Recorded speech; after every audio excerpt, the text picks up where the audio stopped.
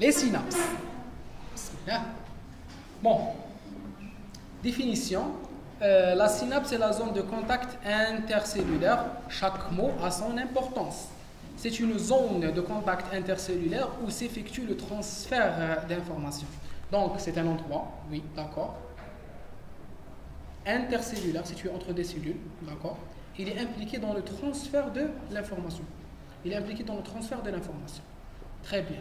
Le complexe synaptique est formé de trois parties. Un élément présynaptique qui est toujours une cellule nerveuse, c'est important. Hein?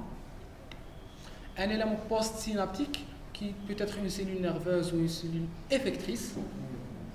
Attendez, quelques types de cellules effectrices. Quel est l'effet? Zido. Glandulaire, quel est l'effet? Un autre type? Très bien. Quel est le rôle? Excitation. Oui. Quel est le rôle?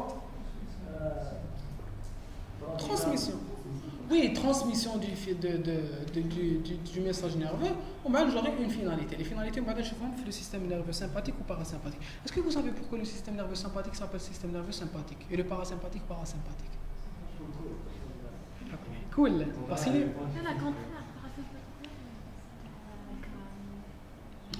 Oui, comme je entends les fonctions.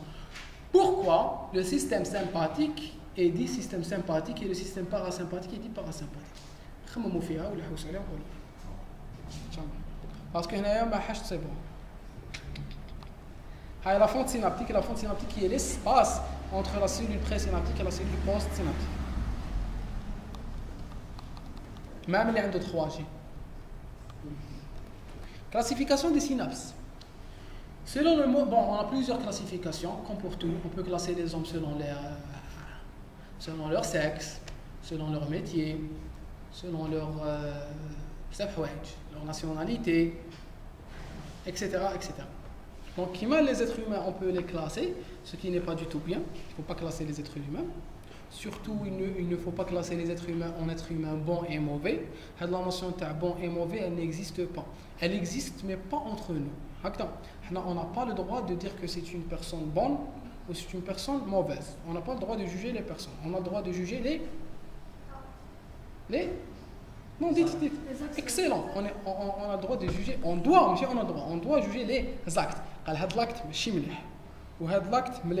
Donc on remercie cette personne-là, on valorise la bonne action et on dévalorise la mauvaise action. Mais il ne faut jamais arriver au jugement de la personne.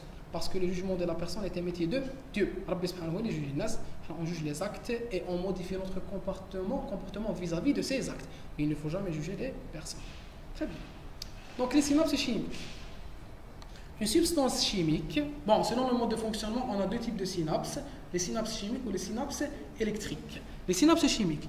Une substance chimique dit neurotransmetteur, neuromédiateur ou neurotransmetteur. Oui. Le neurotransmetteur qui est une premier cours de biochimie du deuxième trimestre. Un neurotransmetteur, par définition, est un fonctionnellement, c'est quoi? Non, justement, c'est le but à la question. C'est une molécule de signalisation. Attention, le neurotransmetteur fait partie des molécules de signalisation qui sont... Quelles sont les molécules de signalisation que vous connaissez? Les hormones, oui. Les ions, non. Ils peuvent jouer le rôle de molécules de signalisation, mais dans un contexte. On a les hormones, les neurotransmetteurs, Zido.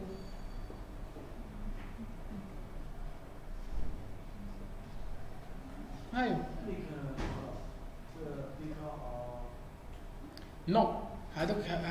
Donc c'est des... Oui, d'accord. C'est des molécules de signalisation intracellulaires. Moi, je parlais de molécules de signalisation extracellulaires. Très bien. Les neurotransmetteurs et les hormones. Les neurotransmetteurs dans la fonte synaptique et les hormones dans... Très bien, c'est toute molécule qui se fixe sur un récepteur spécifique et qui conduit à un changement de fonction, c'est-à-dire la molécule de signalisation. Très bien. Le neurotransmetteur ou neuromédiateur est libéré par la fibre nerveuse présynaptique pour aller se fixer sur des récepteurs de membrane postsynaptique. On le sait, on a une membrane présynaptique, on a une fente, on dit un espace postsynaptique. La membrane présynaptique, c'est une cellule nerveuse. La cellule nerveuse va être excitée, il y aura une excitation. L'excitation va traverser toute la membrane en arrivant à l'espace présynaptique ou là, à la fin, à la terminaison de la cellule présynaptique, il y aura des structures très spécifiques qui vont être sécrétées au niveau, des structures qui contiennent certaines molécules qui vont être sécrétées au niveau de la fente synaptique. Pourquoi? Pour retrouver leurs récepteurs au niveau de la cellule postsynaptique. Leur fixation à leur récepteur va faire en sorte qu'il y ait une réponse. Le plus important, qu'il y ait une réponse postsynaptique. D'accord? Donc, c'est le jargon. Présynaptique, fente synaptique, postsynaptique, neuromédiateur. D'accord? La synapse électrique. Les synapses électriques, elles sont moins abondantes. Oui, elles sont moins abondantes. Elles sont abondantes, oui, dans l'organisme. Dans l'organisme. D'accord? Elles sont moins abondantes que les synapses chimiques. Les interactions sont purement électriques grâce aux canaux protéiques qui unissent les membranes présynaptiques et postsynaptiques. La transmission de l'information est bidirectionnelle. Et les synapses chimiques, vous savez ce que c'est? C'est une cellule voisine. Donc, c'est deux cellules qui doivent être jointes. Attention, il n'y a pas de fente synaptique entre les cellules quand il y a une synapse chimique. Attention. Électrique. Ah, pardon, merci. Quand c'est une synapse électrique. Donc, c'est une cellule qui est collée à une autre cellule. Deux parties de leur membrane, ou là, une partie des deux membranes est collée, et cette partie collée, elle contient des fenêtres, des jonctions qui jouent le rôle de canaux et qui vont laisser les ions passer de part et d'autre. D'accord? Donc c'est comme s'il y avait une contiguïté ou une continuité d'une cellule. C'est comme s'il y avait une cellule qui s'est continuée par une autre cellule. Par quoi? Par la communication entre leurs deux espaces cytosoliques. Est-ce qu'on est d'accord? Donc on a deux types de synapses. La synapse chimique, il y a une indépendance des deux cellules, la cellule présynaptique et la cellule postsynaptique. J'espère qu'on a commencé l'enregistrement tout à l'heure. Oui, on avait commencé. Donc, on dit une cellule présynaptique, une cellule postsynaptique, une fente synaptique. Ça, c'est les synapses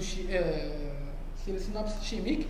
Les synapses électriques, on a des deux cellules qui sont collées, et entre les deux, au niveau de la liaison des deux, il y a des espaces qui vont laisser les ions et l'eau passer de part et d'autre. Et donc, il y a une communication, il y a une continuité entre le cytosol des deux cellules. Est-ce que c'est clair? D'accord? Très bien. Selon la nature de l'élément postsynaptique, il y a des synapses neuroneuronales ou des synapses neuroélectriques. Les synapses neuroneuronales, l'élément postsynaptique est aussi une membrane de cellules nerveuses. La synapse peut être axosomatique, elle peut être axodendritique, elle peut être axonique, elle peut être dendrodendritique. Donc, je vais dendrodendritique, axonique, cela dépend de la partie de l'axone qui est impliquée. Soit c'est une communication entre l'axone et le corps cellulaire de la cellule postsynaptique. Soit c'est une communication entre l'axone et les dendrites. Vous connaissez les dendrites? Ce sont les prolongements du corps cellulaire. Très bien. Soit c'est une communication axonique, soit c'est une communication dendrodendritique entre les dendrites et les dendrites. Et ça, c'est très important. Il faut savoir que le nombre de cellules nerveuses, il est restreint. Notre nombre de cellules nerveuses, il est restreint et les cellules nerveuses ne peuvent pas se régénérer. Il y a des recherches nouvelles qui disent que les cellules nerveuses peuvent se régénérer à un certain degré. Mais même si elles se régénèrent à un taux très faible. Qu'est-ce qui fait la différence? Et est-ce qu'on peut augmenter notre intelligence? Plasticité, très bien. Il faut savoir que c'est les liaisons entre les neurones qui font la différence. Maintenant, quand vous la télévision, quand vous regardez la télévision, surtout les films ou les séries télévisées ou les MBC,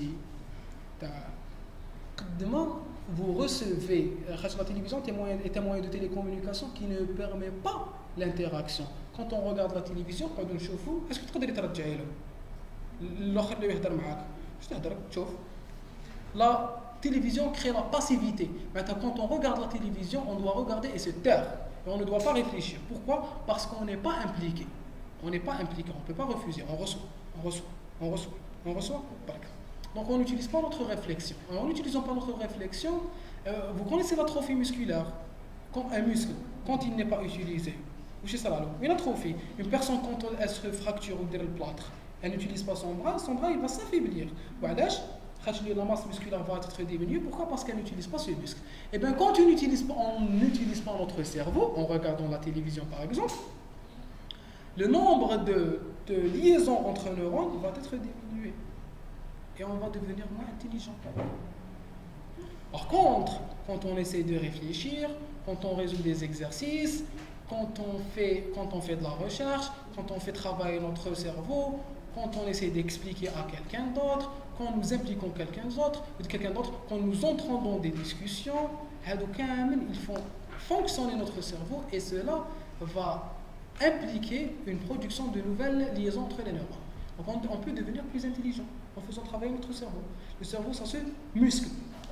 Et ça s'affaiblit. Ça s'affaiblit par la télévision et ça se muscle par la lecture. D'accord? Donc il faut se muscler le cerveau. Alors, le type de liaison entre les différents neurones.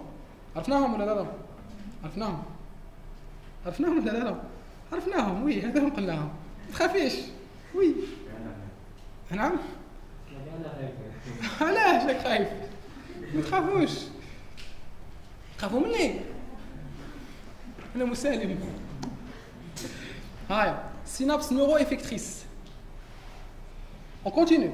Synapse neuroeffectrice, l'élément postsynaptique est une membrane de cellules effectrices qui peut être une cellule du muscle strié squelettique au niveau de la plaque musculaire, une cellule cardiaque, comme la communication entre le tissu nodal et les fibres myocardiques, ou lisse qui met à fibre musculaire lisse. Oui, très bien, Zido. Oui. Intestin, les viscères, quand les viscères, physiologie digestive, le muscle lisse, le système nerveux intrinsèque qui dépend de deux plexus. Messner est non. Le plexus de Messner est le plexus de Bordach. Oui. Ah bon, tu fais rien. On continue. Donc il y a des fibres musculaires lisses et des fibres musculaires striées. Ou une glande, qui a une stimulation nerveuse, la surrénale par exemple. Selon l'effet sur la membrane postsynaptique, donc selon le type, selon la liaison, ou donc selon l'effet de la membrane postsynaptique. Je peux avoir des synapses excitatrices comme je peux avoir des synapses inhibitrices. Une synapse excitatrice, lorsque l'activation de l'élément présynaptique induit une dépolarisation de la membrane postsynaptique, j'excite la cellule présynaptique, elle va activer ces synapses, elle va sécréter des produits si elle est chimique. La réponse postsynaptique sera une stimulation, une dépolarisation. Oui, il a parlé de dépolarisation, mais c'est surtout une cellule nerveuse postsynaptique. D'accord. Des synapses inhibitrices lorsque l'activation de l'élément présynaptique induit une hyperpolarisation de la membrane postsynaptique. Attendez un puissant inhibiteur, le GABA. Très bien. Attendez un puissant activateur au niveau nerveux. Oula. Très bien, le glutamate. Déjà, le glutamate, plus que l'acétylcholine, est impliqué dans la physiopathologie des crises d'épilepsie. D'accord? Non? Pas spécialement. La physiopathologie de l'épilepsie, pas les noyaux gris. Les noyaux gris, il y a un déséquilibre entre le Parkinson. Il y a un déséquilibre entre le glutamate, oui, et l'acétylcholine et le glutamate d'un côté, et la dopamine d'un autre côté. Il y a surtout une réduction de la dopamine et une augmentation relative de l'acétylcholine et le glutamate. Selon la nature du neurotransmetteur, donc on peut avoir des synapses cholinergiques. On est les synapses chimiques, cholinergiques, glutamatergiques, GABAergiques, dopaminergiques, peptidergiques. On a des peptides qui marchent sur le système nerveux central. Physiologie des synapses électriques. Leur présence est démontrée au niveau du système nerveux central et du système nerveux périphérique. Les jonctions communicantes, à coup de chevaux, des jonctions communicantes On les a vus en cytologie, les jonctions GAP.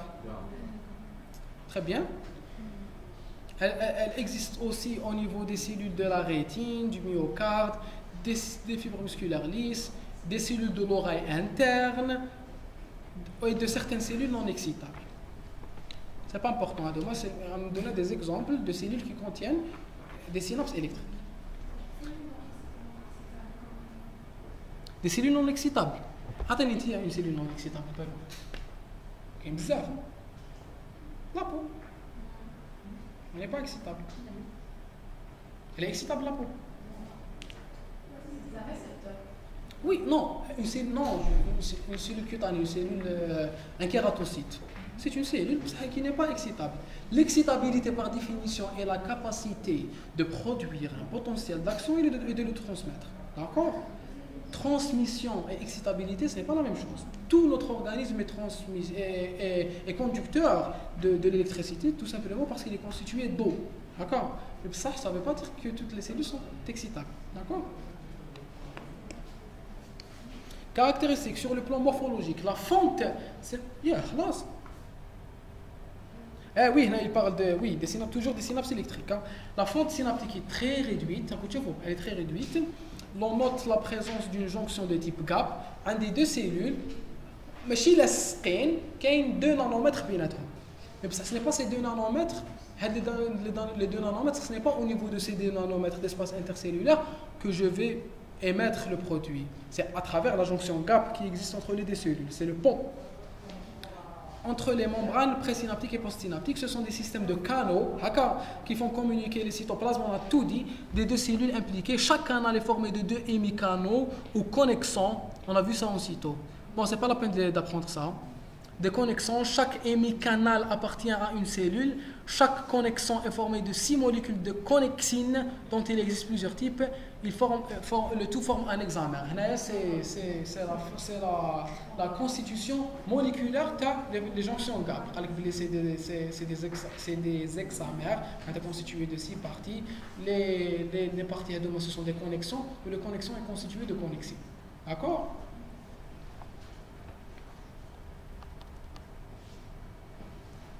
Le connexon est formé de 6 connexines. Sur le plan fonctionnel, les courants ioniques passent d'une cellule à l'autre en empruntant les canaux des jonctions GAP. Les canaux des jonctions GAP. Les variations du potentiel membranaire sont transmises directement, très rapidement et souvent dans les deux sens. Directement, rapidement, dans les deux sens. Directement, rapidement, dans les deux sens. Aïe, où je m'attends directeur. Toujours pour comprendre, il faut comparer. Hein.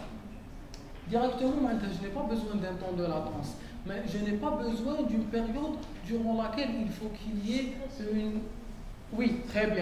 entrée de CA2+, une fusion des membranes, des vésicules d'acétylcholine et une fusion des vésicules d'acétylcholine avec la membrane plasmique présynaptique. Tout ça, c'est un temps de latence qui va ralentir le message, attention. Par contre, quand c'est une synapse électrique, je n'ai pas besoin de ces temps de latence. Pourquoi? Parce que justement, le cytoplasme des deux cellules est en communication. Il est en communication. Donc, je n'ai pas besoin d'un temps de latence. Est-ce que c'est clair? C'est clair? Une question? Non? Qui a une question? Très bien. Donc, directement.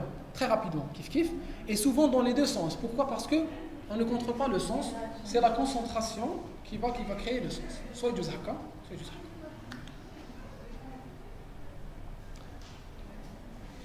D'un neurone à l'autre, avec souvent une atténuation. Une atténuation, pourquoi? Parce que j'ai un message qui a fait en sorte qu'il y ait une différence d'ion. La différence d'ion, elle a fait en sorte qu'il y ait une élévation de la concentration d'un côté. L'élévation de la concentration, elle a fait en sorte qu'il y ait une transmission de ces ions d'un côté à l'autre.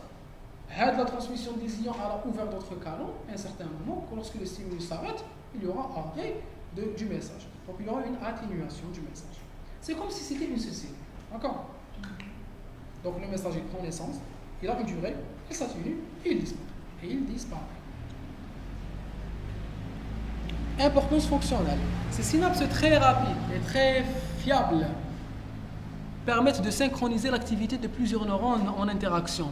Elles joueraient un rôle important lors de l'éveil du système nerveux central après le sommeil, ainsi que dans l'attention mentale et la perception consciente.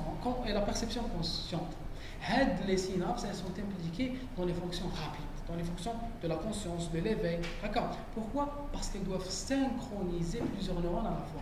Et quelle est la meilleure façon de synchroniser entre deux neurones? C'est de faire de plusieurs neurones un seul neurone. Donc je me facilite la tâche. Les neurones théoriques, je les fais communiquer entre elles. Elles ne deviennent qu'un seul neurone. D'accord? Par quoi? Par ces jonctions gap. Donc, je ne un message présynaptique, une fonte synaptique et un message postsynaptique. Hop, directement, dès qu'il y a un message au niveau de ce neurone, il va le transmettre à un autre neurone. D'accord?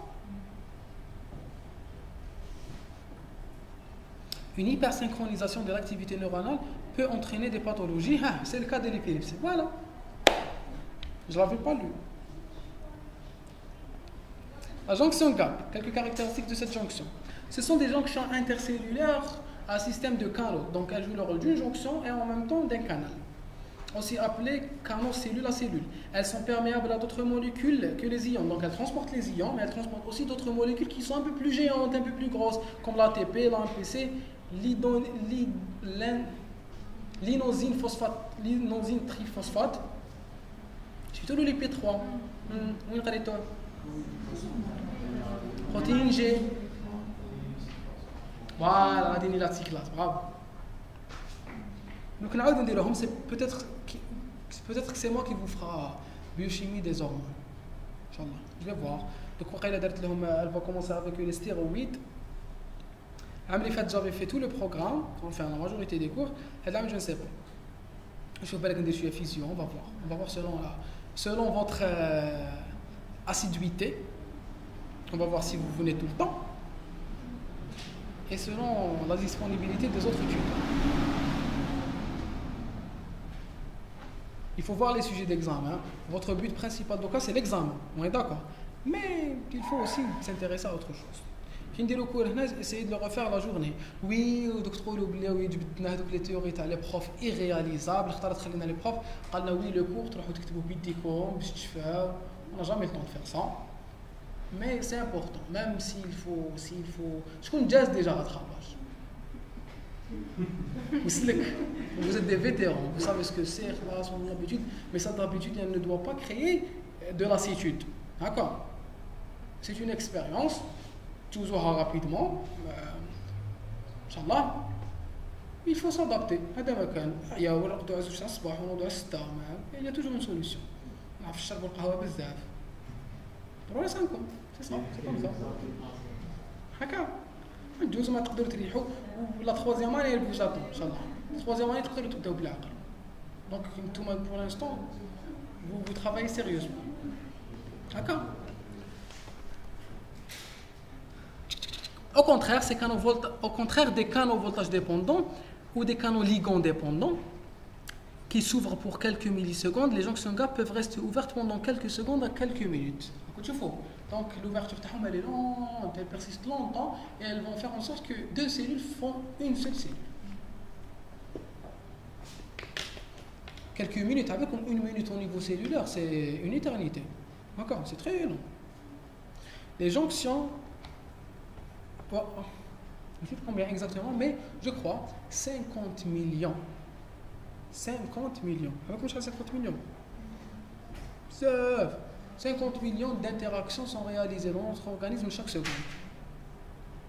D'accord. Donc chaque seconde, ça a 50 millions de choses dans l'organisme.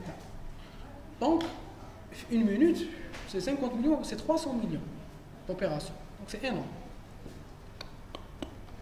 Les jonctions gap sont contrôlées par différents facteurs, notamment le potentiel de membrane, la concentration de H+ intracellulaire, le CA2+ intracellulaire. L'augmentation de ces deux derniers paramètres induit la fermeture de ces canaux. Donc, il y a qui induit une concentration élevée de H+, ou là, une concentration élevée de CA2+ intracellulaire, les canaux se ferment. La cellule se protège. D'accord. Quand il y a une élévation de H+ et de CA2+. Et aussi, elle va les chasser. La cellule chasse le surplus de CA2+ et de H+. Donc certaines modifications vont ouvrir et fermer les canaux. بديتو تاعياو je fais comme هكا بركوي j'ai trouvé des هكا on essayait de comprendre غير راح هيا concentrez-vous. Normalement le cerveau humain ne peut pas se concentrer plus de 40 minutes. Maintenant on va défier les lois de la physique, de la chimie, de la... Ils ont également une fonction de nutrition des cellules. Oui, c'est des informations, enfin, il faut les connaître. En pathologie, il existe plusieurs mutations des gènes codant pour les connexines. Connexine 32, des cellules de Schwann, qui induit une atteinte des fibres nerveuses périphériques. Une mutation de la connexine qui 26 induit la surdité. Tout simplement, pourquoi elle induit la surdité? Parce que cette connexine est présente au niveau des jonctions GAP, au niveau des cellules réceptrices de l'audition. Quand il y a une mutation, il n'y a plus de transmission. Il n'y a plus de transmission, il y a une surdité. J'aurais une surdité de perception ou de transmission. La différence. J'aurais une surdité de transmission ou de perception. L'atteinte des connexines, elle donne une surdité. Perception. Perception parce que c'est au niveau de l'oreille interne. Bon, c'est oublié. C'est une surdité de perception. Il y a deux types de surdité. Une surdité de transmission qui implique l'oreille externe, l'oreille moyenne, ou une surdité de perception qui implique le nerf auditif, d'accord, ou le nerf cochléaire plus précisément, le nerf cochléaire ou l'oreille interne, ou le labyrinthe, oui. D'accord, donc c'est une atteinte nerveuse, d'accord. Physiologie des synapses chimiques, enfin. Donc les synapses électriques, c'est des jonctions intercellulaires qui laissent passer des ions, qui laissent passer de l'ATP, qui laissent passer certaines molécules comme l'IP3. Elles sont impliquées dans la nutrition des cellules. Elles sont formées de connexions. Les connexions sont formées de 6 connexines. Et les connexines, elles peuvent connaître des mutations. Ces mutations induisent des pathologies. Basta. Classe. Physiologie des synapses chimiques. Elles sont plus fréquentes au niveau du SNC et un peu plus partout. Caractéristiques sur le plan morphologique d'abord. Sur le plan morphologique, la synapse chimique contient une terminaison nerveuse présynaptique renfermant des vésicules synaptiques pleines de neurotransmetteurs. La membrane postsynaptique, quant à elle, renferme des récepteurs sur lesquels se fixent les neurotransmetteurs. Les deux membranes sont séparées par une fente beaucoup plus large que celle de la synapse électrique. Elle est de 10 nanomètres. Donc, structurellement, c'est quoi? Une cellule présynaptique, elle contient des vésicules. Les vésicules contiennent des neurotransmetteurs qui sont, c'est très important, qui sont préformés. Attention, il faut savoir qu'il y a des neurotransmetteurs, des molécules de transmission qui sont néoformées. Je stimule la cellule, elle les crée et en les créant, elle les sécrète. Qui met certaines molécules, la troisième année, certaines molécules qui sont néoformées. Oui, excellent. L'hypersensibilité de type F, les mastocytes, il y a certaines molécules qui sont préformées qui marquent les stamines, ou il y a certaines molécules qui sont néoformées qui marquent les prostaglandines. Là, la prostaglandine est néoformée. J'ai oublié. On va vérifier. On va vérifier, on n'oublie pas l'information. Elle est néoformée, la prostaglandine, خلاص. J'ai oublié. La prostaglandine est néoformée. Voilà. Donc il y a certaines molécules qui sont néoformées, mais par contre, elles sont préformées. Pourquoi elles sont préformées? Quelle est l'importance? Voilà, très bien. Donc لازم يكونوا واجدين غير يجي le message, hop, dépolarisation entrée du CA2+, entrée du CA2+, fusion des différentes vésicules, il y aura exocytose. Il faut que ces molécules soient prêtes, donc elles sont préformées et préparées. D'accord? Cela, on a certaines cellules qui ont toujours des molécules qui doivent être préformées et prêtes. Si nous prenons la cellule et nous l'excitons sans arrêt, excitation. Qu'est-ce qu'il y aura? Il y aura un épuisement. L'histopharmacologie, l'épuisement de l'adrénaline. L'adrénaline est aussi stockée dans des récepteurs où, à force de stimuler, il faut faire la différence entre l'habitude aux médicaments, entre la perte de l'efficacité, et entre le fait de vider les vésicules. Il faut faire la différence entre les deux. Parce que les récepteurs, les vésicules, elles sont là. Elles stockent le neurotransmetteur ou l'hormone. L'hormone, elle est stockée. Je commence à stimuler la cellule présynaptique. La cellule présynaptique est stimulée, il y aura fusion et exocytose. Il y aura exocytose. Ça, à force de la stimuler, de la restimuler, sans lui donner le temps de resynthétiser la molécule Hadia. Ben, il y aura épuisement. Faire de chez il d'accord? Donc elle n'aura plus de molécules et elle ne pourra rien donner et j'aurai une fatigabilité de la cellule. D'accord? Ou là, de la sécrétion de la molécule. D'accord? Donc, structurellement, nous avons une cellule présynaptique. La cellule présynaptique contient des vésicules. Les vésicules contiennent un neurotransmetteur. Le neurotransmetteur, il est sécrété au niveau de la fente synaptique. Après avoir été sécrété, il va dans le récepteur qui est situé dans la membrane externe de la cellule postsynaptique. Après avoir été fixé sur le récepteur, il induit un message postsynaptique. D'accord? D'accord? Très bien. Sur le plan fonctionnel, lorsque le potentiel d'action atteint le corpuscule terminal des neurones présynaptiques, il provoque l'ouverture des canaux calciques, voltage dépendant. Canaux calciques, voltage dépendant. Donc j'aurai une dépolarisation, Na plus K plus Na plus K plus Na plus K plus. La terminaison par le neurone présynaptique, il y aura des canaux Ca2+, qui sont potentiels dépendants. Donc la variation de potentiel, le potentiel d'action il y aura une ouverture des canaux, entrée du Ca2+. Le Ca2+ va entrer à l'intérieur de la cellule. En entrant dans la cellule, il va activer certaines molécules qui les SNAR. Ils vont faire en sorte qu'il y ait une fusion des vésicules entre elles d'abord, on a une fusion des vésicules avec la membrane présynaptique. La fusion, elle va faire en sorte qu'il y ait une exocytose. L'exocytose va faire en sorte qu'il y ait présence du neurotransmetteur. On va prendre comme exemple l'acétylcholine. L'acétylcholine va se retrouver au niveau de la fente synaptique. Au niveau de la fente synaptique, il va rencontrer la cellule postsynaptique et plus précisément les récepteurs postsynaptiques. Il va se fixer, il va induire le message. Le message, c'est quoi? C'est l'ouverture de canaux Na+, ligand dépendant. Quel est le ligand? Le acétylcholine. Donc l'acétylcholine se fixe sur le récepteur. En se fixant sur le récepteur, il ouvre les canaux. Les canaux, une fois ouverts, il y aura entrée du Na+. L'entrée du Na+, fera en sorte qu'il y ait une dépolarisation. La dépolarisation va suivre le chemin. Soit elle est retrouvée dans une autre cellule nerveuse et j'aurai une autre dépolarisation. Soit je me retrouve dans une cellule effectrice et j'aurai activation de la fonction. D'accord?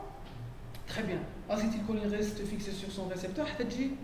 L'acétylcholine estérase. L'acétylcholine estérase qui va casser l'acétylcholine. L'acétylcholine, il est formé de quoi? La synthèse de l'acétylcholine. La synthèse de l'acétylcholine, elle est réalisée au niveau du corps. Elle est réalisée au niveau du corps cellulaire, mais elle est transmise. Elle va circuler, la terminaison nerveuse. La formation de l'acétylcholine, elle se fait par... Très bien. Acétyl-CoA, de l'acétyl qui est fixé au coenzyme A, acétyl-CoA, plus choline, tu me dis acétylcholine, j'aurai de l'acétylcholine. Mais la dégradation de l'acétylcholine par l'acétylcholine estérase qui est réalisée au niveau de la faute, qu'est-ce qu'elle donne? Elle donne de l'acétate plus de la choline. Mais tu me dis acétyl plus choline, acétyl-CoA plus choline. Parce que acétyl-CoA, quand je forme l'acétylcholine, acétyl-CoA, j'enlève le CoA, je laisse l'acétyl, je le fixe à la choline et j'aurai de l'acétylcholine. D'accord? Une fois que j'ai l'acétylcholine estérase, elle va couper la liaison entre l'acétyl et le choline. Et j'aurai de la choline qui est réabsorbée et de l'acétate. D'accord? Très bien. Donc après action de l'acétylcholine estérase, il y aura diminution de l'acétylcholine dans la fente synaptique, il ne va plus se fixer sur les récepteurs, les canaux ligand dépendants vont se fixer, et vont se fermer, et il n'y aura plus de message. Donc, je te la chaîne qu'il faut. En cas d'anomalie, en une seule étape, j'aurai une maladie. Je peux avoir une maladie présynaptique, je peux avoir une maladie synaptique, je peux avoir une maladie postsynaptique. Je peux avoir une maladie au niveau des canaux Ca2+, les potentiels dépendants. Je peux avoir une maladie, le neurotransmetteur, l'acétylcholine. Je peux avoir une maladie, l'acétylcholine estérase. Je peux avoir une maladie, la cellule postsynaptique. Toute anomalie au niveau de ces différentes étapes va induire une maladie. D'accord? Est-ce qu'on est d'accord? Très bien. Exocytose, Le neurotransmetteur ensuite diffuse à travers la fente et c'est lié au récepteur spécifique. تفضل معليش.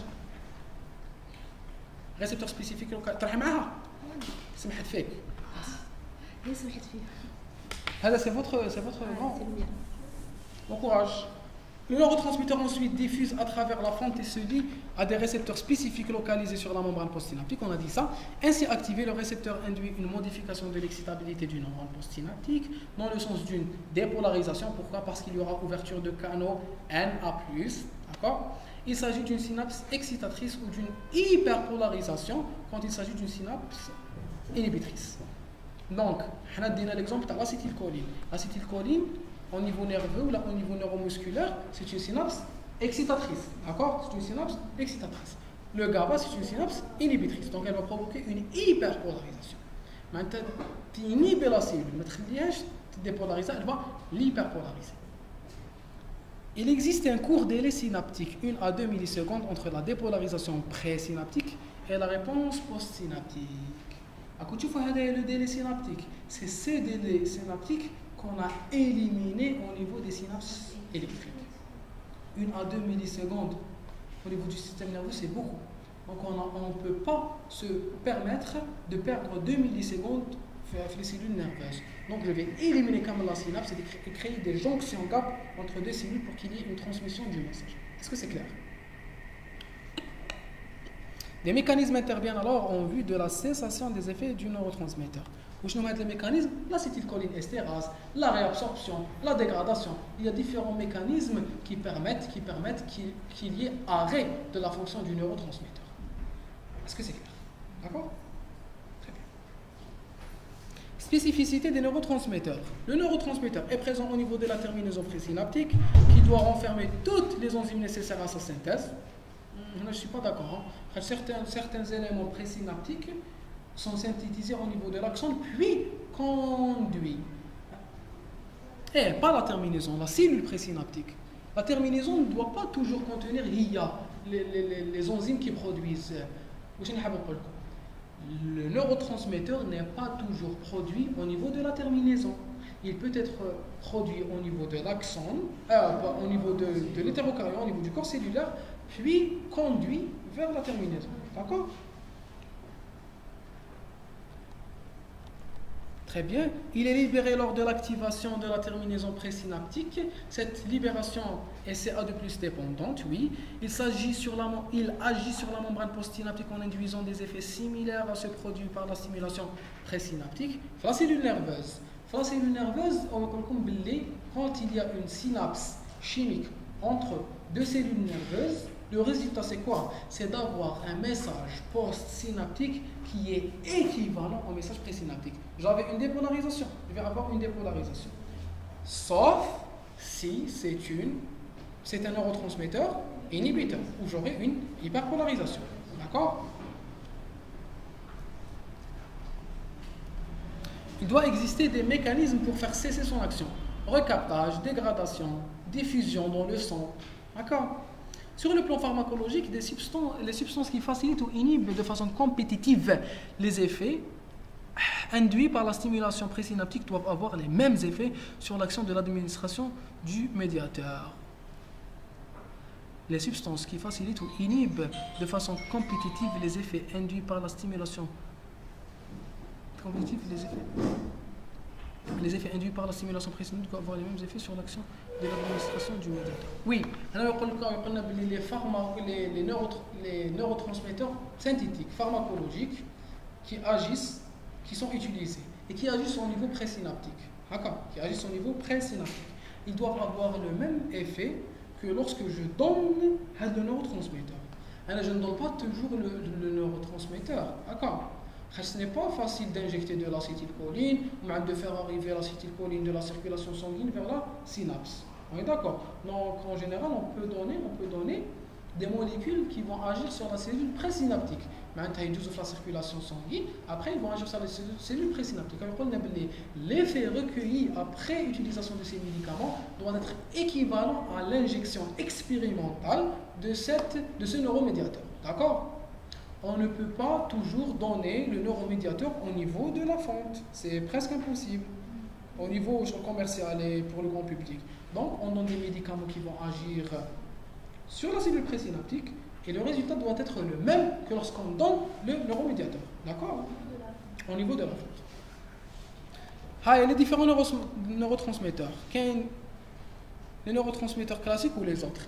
L'acétylcholine, on le connaît. Les monoamines, comme l'adrénaline, la noradrénaline, la dopamine, la sérotonine. Très bien. La sérotonine, elle est impliquée où? Oui? Oui? Oui, c'est pourquoi? Elle est impliquée où, la sérotonine? Le bonheur, oui, entre autres. L'éveil aussi. D'accord? Zédo.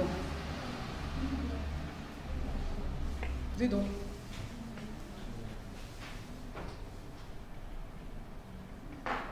On va voir les effets de la sérotonine en biochimie. L'éveil, la douleur, le bonheur qui m'appelle comme, même si, oui, l'humeur, elle est impliquée dans l'humeur, c'est pas trop. Ce qui m'a la dopamine ou l'ocytocine. La dopamine, la concentration, l'éveil, la dopamine.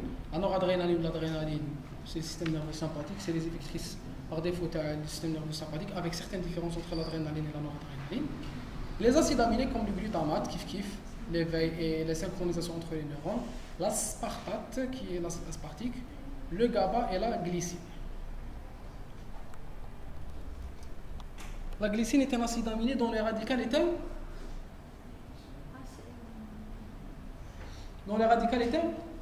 c'est le plus petit acide aminé, donc son radical est C'est H3.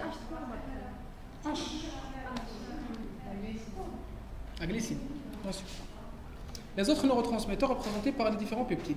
Il faut également citer le cas du monoxyde d'azote, le NO, qui est un neurotransmetteur particulier car son action ne cible pas uniquement la membrane postsynaptique, mais s'étend aux neurones environnants, même s'ils ne sont pas interconnectés par des synapses. Il jouerait le rôle dans la mémorisation à long terme.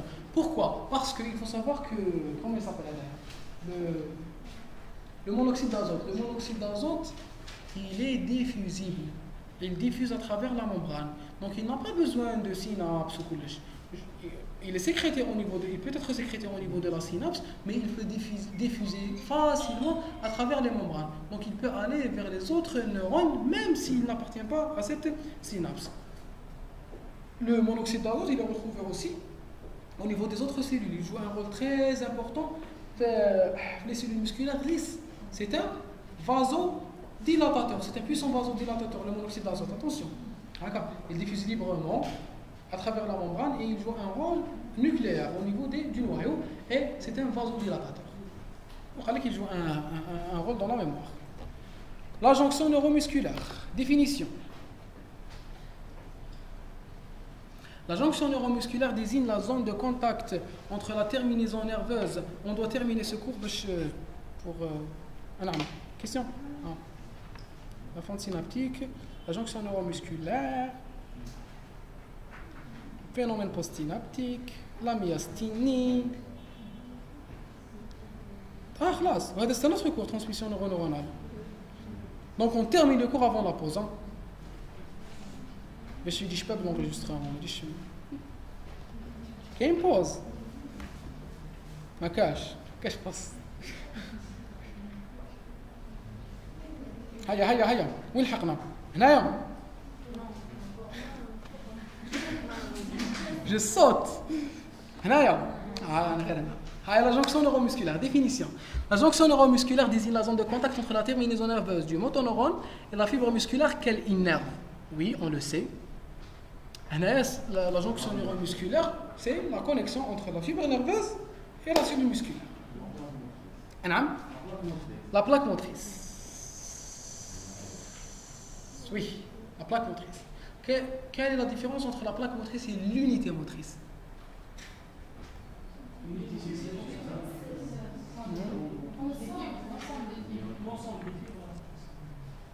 Ils vont être innervés par un nerf précis.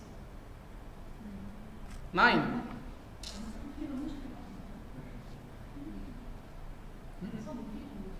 Unité motrice. unité motrice. C'est l'ensemble et des fibres qui...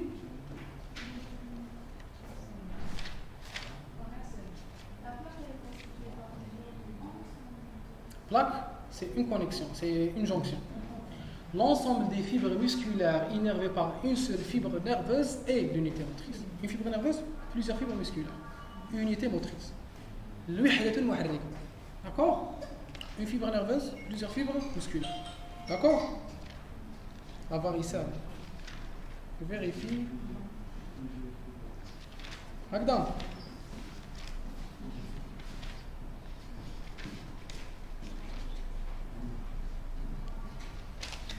Normalement, c'est ça. Bon.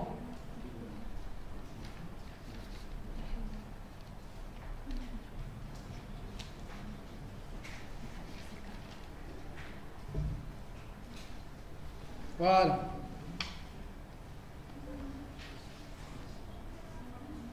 Très bien. C'est l'ensemble des fibres musculaires innervées par une seule fibre nerveuse. Très bien. Donc, on sait ce que c'est qu'une plaque motrice et on sait ce que c'est qu'une unité motrice. L'unité motrice, c'est l'ensemble des fibres musculaires innervées par une seule fibre nerveuse. Très bien. Composition. L'élément présynaptique. Il est formé par la terminaison nerveuse de l'axone. L'élément présynaptique est formé par la terminaison nerveuse de l'axone, du motoneurone alpha. À l'approche des plaques motrices, l'axone perd sa gaine. En deuxième année, on le motoneurone gamma. Ouais, de cours dans quel cours? En somesthésie. Non. Non, premier trimestre. Les réflexes médulaires. Qui نحكوا نديروهم هاد لي كور نديروهم d'accord.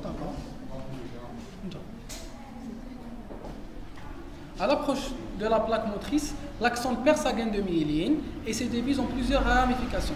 Chacune forme à son extrémité de multiples varicosités en grappes appelées boutons synaptiques qui reposent sur la membrane de la fibre musculaire. Écoutez, vous oubliez, j'avais une seule fibre, la fibre elle donne des ramifications. Les ramifications vont dans différentes fibres musculaires. Donc les différentes fibres musculaires innervées par une seule fibre nerveuse et l'unité motrice. La plaque motrice, c'est une fibre musculaire et une connexion nerveuse. Bouton synaptique qui repose sur la membrane de la fibre musculaire. Cette terminaison renferme plusieurs vésicules synaptiques au sein desquelles sont stockées les molécules du neurotransmetteur, l'acétylcholine. On trouve également dans la terminaison plusieurs mitochondries. Pourquoi les mitochondries? Parce que j'ai besoin d'énergie. Très bien. La fente synaptique, c'est l'espace. هادو ما درتوهم لامبرت ايتون درتوهم في الكور ولا هو زادهم اللي كتحبوا نديروهم سي بيان نزيدوهم معليش. La fente synaptique, c'est l'espace séparant les deux éléments présynaptiques et postsynaptiques. Il est occupé par la lame basale riche en acétylcholine estérase. Donc l'acétylcholine estérase, la localisation de la fente synaptique. Pourquoi? Pour qu'elle puisse réguler et arrêter le fonctionnement de l'acétylcholine. D'accord? L'élément postsynaptique, il est formé par la membrane de la fibre musculaire. Elle présente de nombreux replis formant l'appareil sous-neural de couteau. L'ensemble des replis de la fibre musculaire ou son appareil sous-neural de couteau. Au sommet des crêtes de ces replis se concentrent des récepteurs de l'acétylcholine et à leur base se situent les canaux sodiques voltage dépendants. Pourquoi y a-t-il des replis? Question. Donc, je vais vous dire que c'est une fibre nerveuse. D'accord? Les fibres nerveuses, elles se terminent, elles donnent des ramifications. Les ramifications se terminent par des boutons. Les boutons se fixent, les boutons créent une connexion avec la fibre musculaire. La fibre musculaire, elle est faite comment? La fibre musculaire, elle comprend une membrane cellulaire. La membrane cellulaire, elle présente des ramifications. Très bien. Pour augmenter la surface d'échange. Donc, j'ai un espace réduit où j'ai besoin d'une très grande quantité de Na+ qui doit entrer. Donc, je crée des replis pour augmenter la surface d'échange. C'est le principe même les surfaces d'échange. Les surfaces d'échange doivent être augmentées. Elles sont augmentées, le concept le plus basique. L'intestin, les vélocités intestinales. On a des villosités intestinales, où les villosités intestinales sont créées par des cellules. La cellule elle-même fait des microvillosités. Villosité, cellule, microvillosité, le tout, il augmente la surface d'échange au niveau intestinal de 200 fois. Là, c'est la même chose, il va augmenter la surface d'échange. En plus d'augmenter la surface d'échange, il y a une certaine répartition. Au niveau des têtes, au niveau des sommets de ces replis, la partie la plus proche de la terminaison nerveuse, qui est des récepteurs à l'acétylcholine. Les récepteurs à l'acétylcholine, c'est aussi des ions. C'est aussi des canaux ioniques. Le récepteur de l'acétylcholine est un récepteur canal. Quand il y a fixation de deux molécules d'acétylcholine, en s'ouvrant, il va laisser entrer le Na+. Mais plus je me rapproche du fond de ce repli, de la partie la plus éloignée de la fibre nerveuse, j'aurai une concentration plus élevée des canaux ioniques.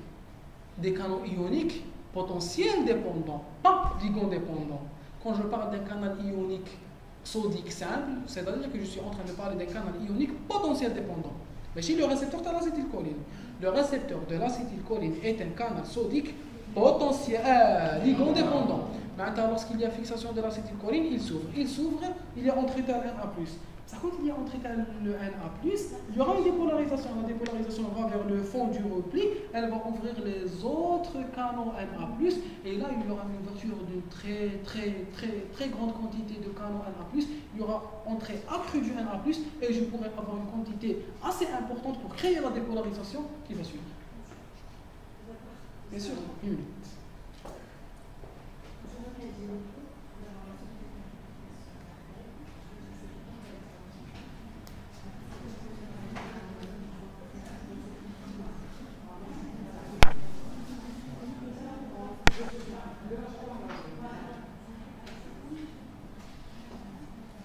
Très bien. Allez, on continue. Alors, où en étais-je?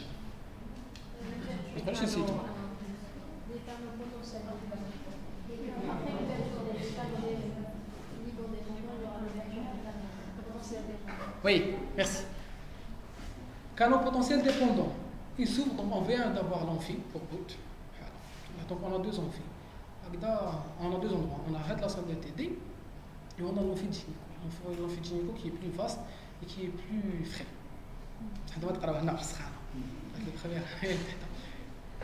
Et c'est beaucoup plus silencieux. Très tôt déjà, il est super. Ça fait qu'il nous manque un troisième endroit. Je vais voir.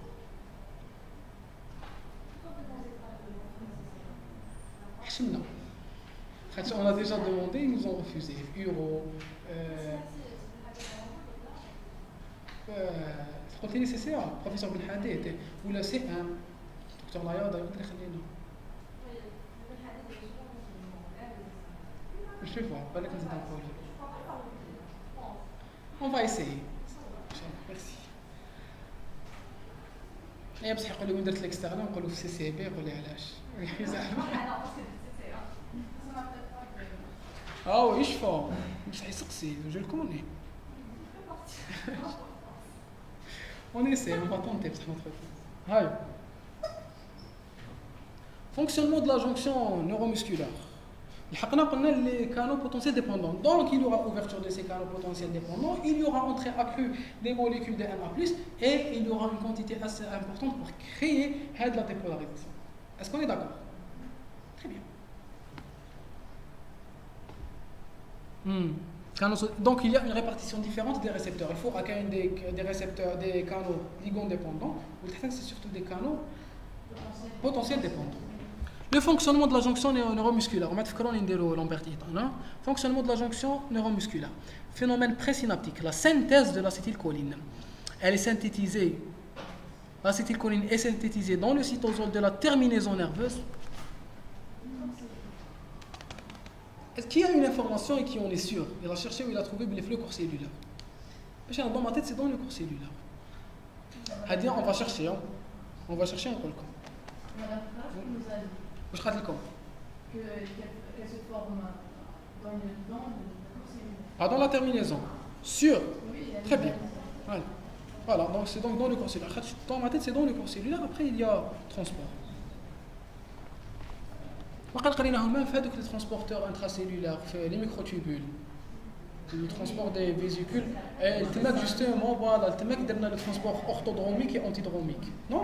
Orthodromique parce que c'est dans le sens de transmission, et antidromique c'est le sens inverse. Merci. Madame.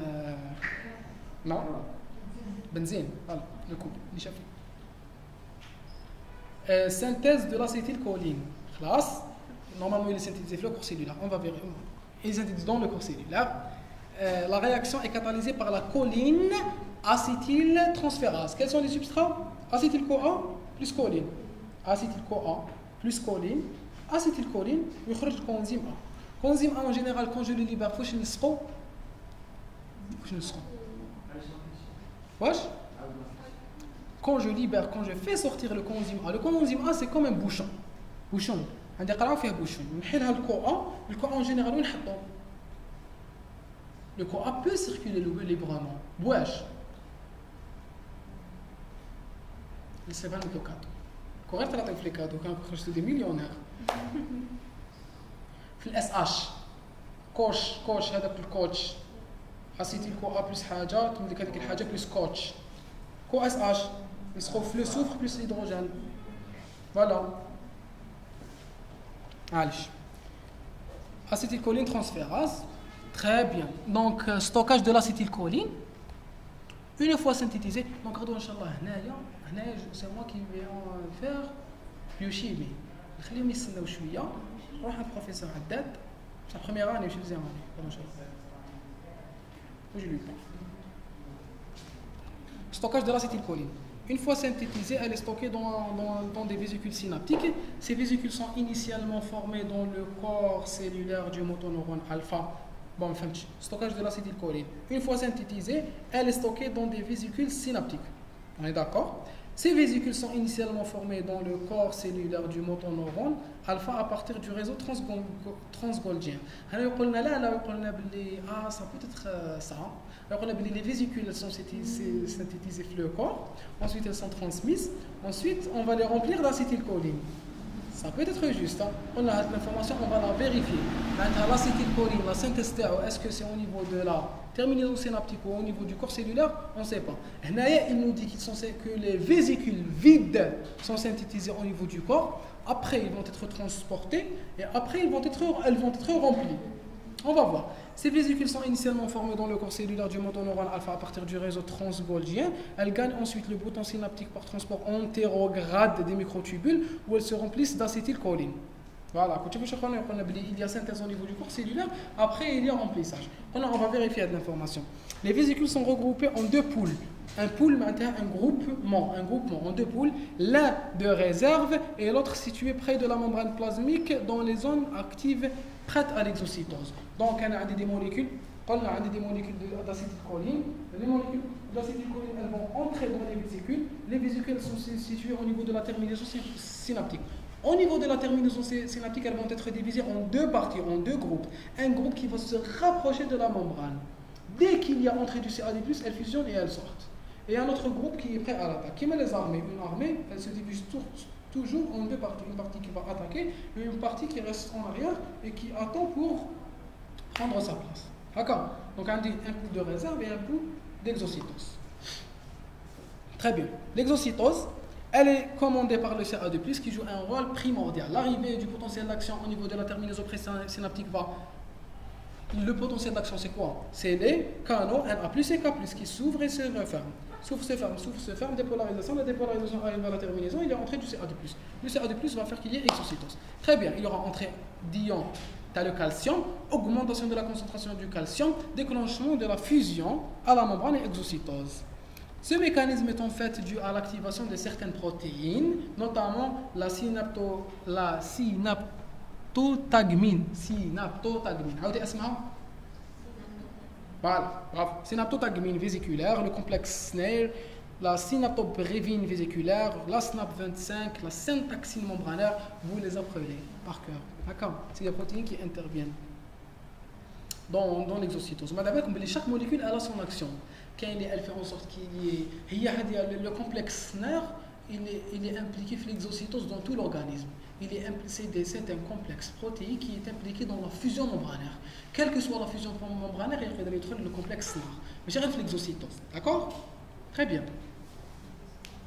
Après l'exocytose, le CA2+ intracellulaire diminue rapidement grâce à des mécanismes de pompage actifs. Donc, la cellule se protège contre la quantité élevée de CA2+.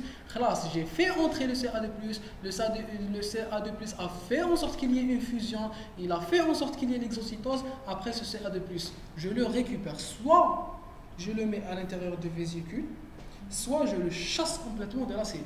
L'essentiel, c'est qu'il ne doit pas rester libre sur le cytosol, il peut être dangereux pour nous. D'accord? Est-ce qu'on est d'accord? Il existe une hypothèse selon laquelle la libération d'une seule vésicule d'acétylcholine donne naissance à un potentiel de plaque motrice miniature. Potentiel de plaque motrice miniature. C'est des théories expérimentales. Alors, chaque vésicule, c'est des milliers de vésicules qui sont sécrétées en même temps. D'accord? Alors, la molécule une vésicule d'acétylcholine, elle contient un nombre restreint de molécules d'acétylcholine. Donc, la vésicule d'acétylcholine qui comprend ce nombre restreint de molécules d'acétylcholine, qu'est-ce qu'elle va me donner à elle seule au niveau post-membranaire? Qu'est-ce qu'elle va me donner à elle seule au niveau post-membranaire?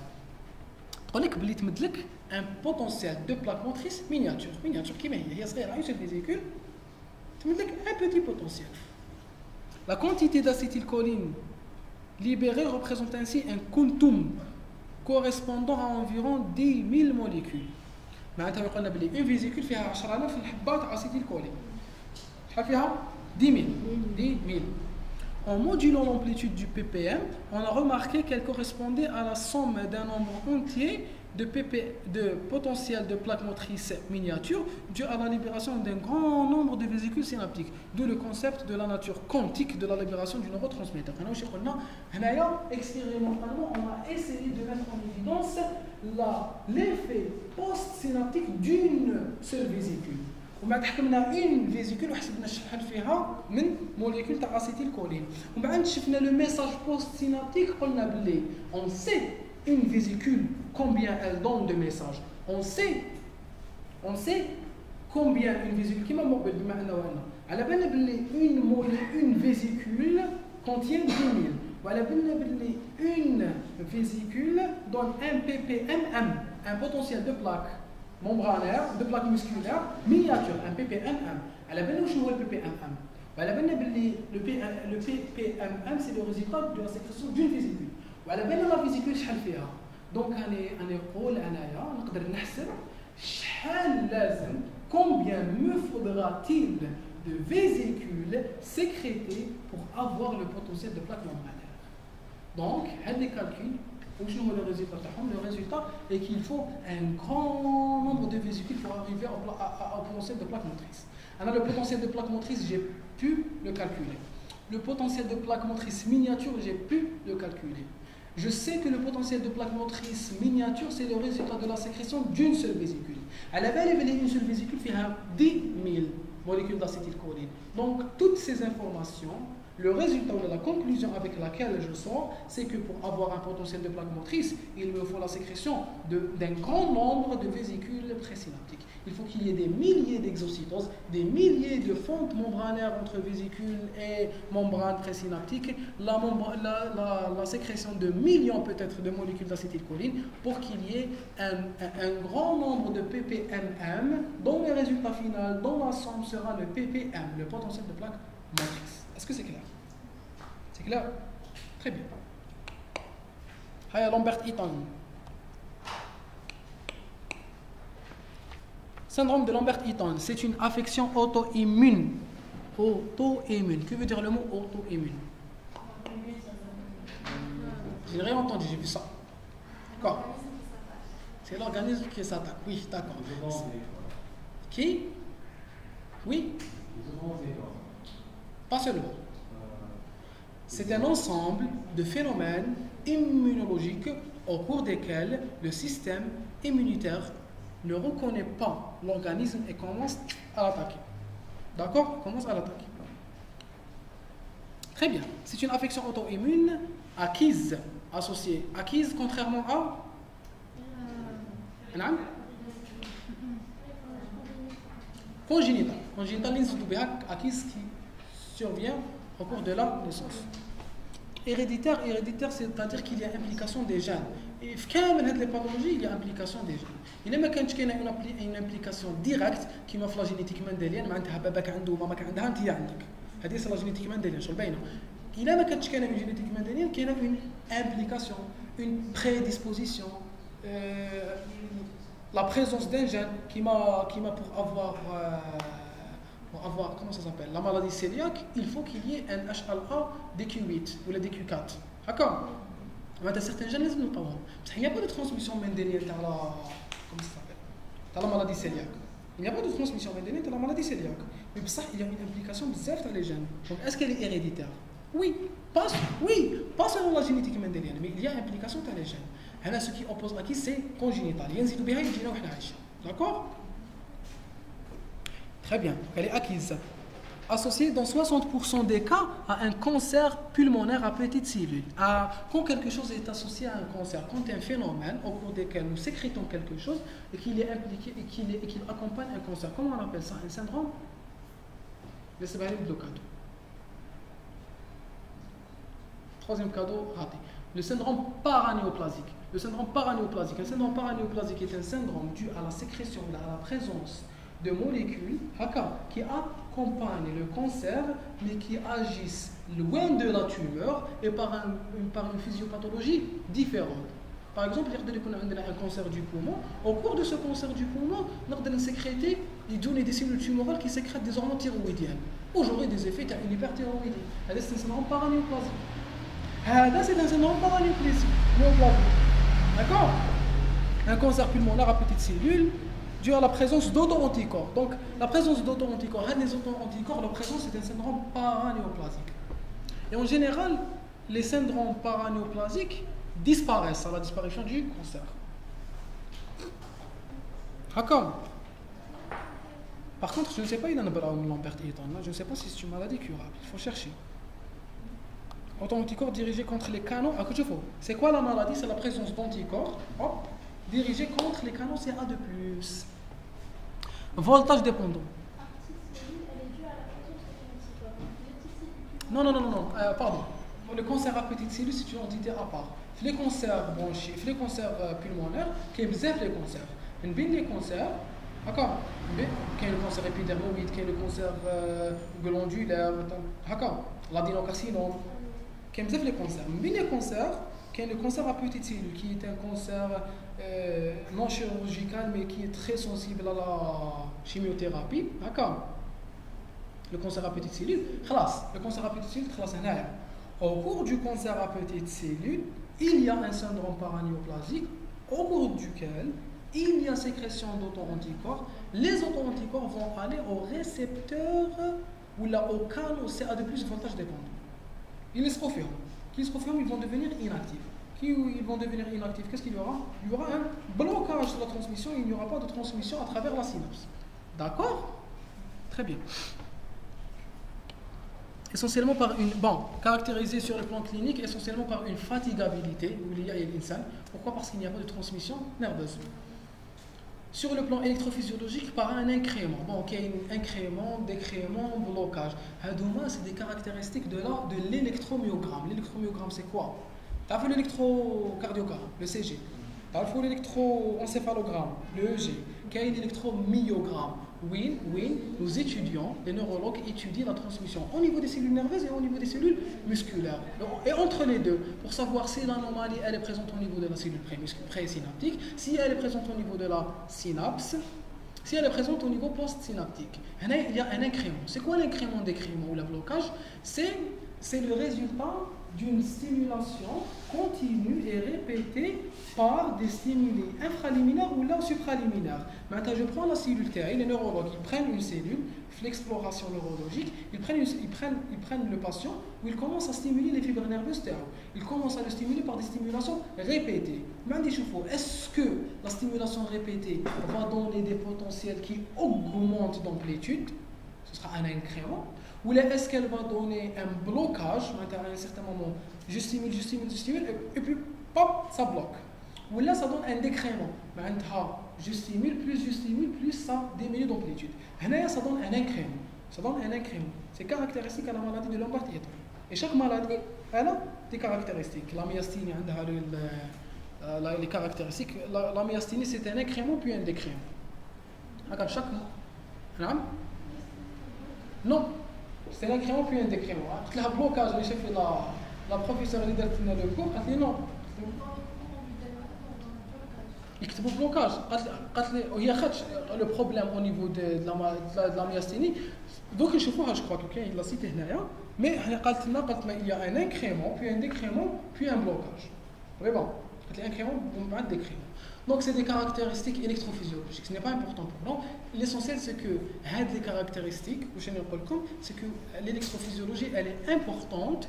Oui, l'exploration des pathologies neuromusculaires. Mais les pathologies neuromusculaires, c'est un vaste domaine. D'accord? C'est un domaine très vaste, surtout les maladies congénitales. D'accord? Je l'ai écrit, même je crois que je l'ai écrit, sinon je vais vérifier.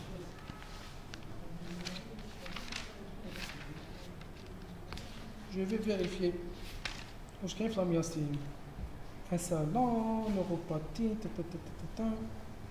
polyradiculonévrite, jonction neuromusculaire, syndrome myasthénique, fatigabilité, myasthénie auto-immune.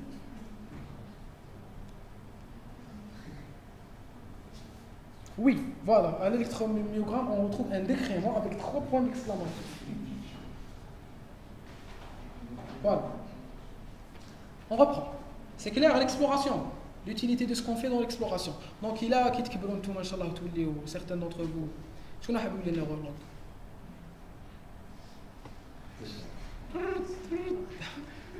واش تعيطوا له بالسوريه هذاك الحيوان اللي يدير اسيغال اسمه ماشي الصرصور حنا نقلو ولا نقولوا له الصرصور الزش ياك الزش واش تقولوا له بالسوري عندكم هذاك الحيوان يدير فلير تعيطوا له الصرصور وشنو هو الصرصور والقرلو شنو هو تعرفيه بصح لا لغة الصرصور هو زش وي هاي